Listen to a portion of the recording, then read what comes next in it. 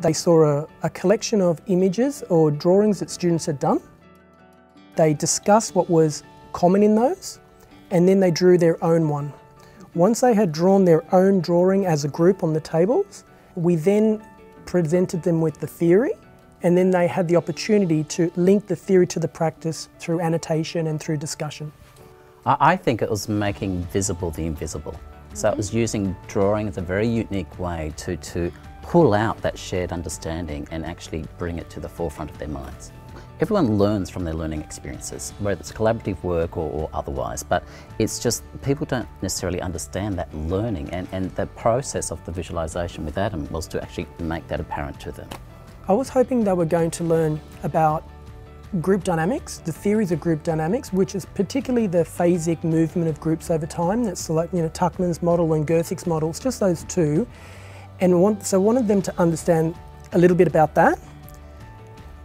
But also the power of drawings as a research method in and of itself, but also as a teaching tool which you can help students, like this thing about how do you get students to link theory to practice? It's really hard.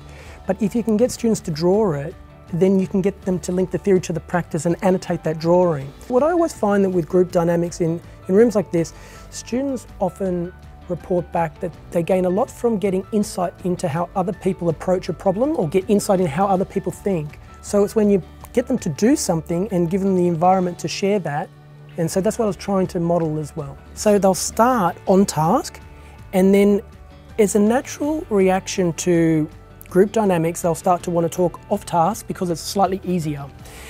The issue is that you can always start to hear that when there's laughter, a little bit of laughter because it's tension release. And so what I always do is I always set small amounts of time for them to do the task. So for example, I'll say, okay, you've got 7 minutes to do this, or you've got 5 minutes to do this task. But sure, what you always do is halfway you say you got 3.5 minutes down, you've got another 3.5 to go, and at the end of that someone's going to report back. The acoustics in here is fantastic, but it was a little bit hard to get people to come back and look into your eyes when you want to explain the next part. For some strange reason, the more you yell, people will not pay attention. But if you go 5, 4, 3, by the time you get to 0, the room is gone nice and quiet. What I wanted to get them to do was draw something, and I wanted them to share that with others. So one way we did that was actually got everyone up on their feet to walk around, almost like treat it like a bit of a gallery, and to go around and look at what other people did. So we actually used the space in that way. People are so used to a single location in a room as for the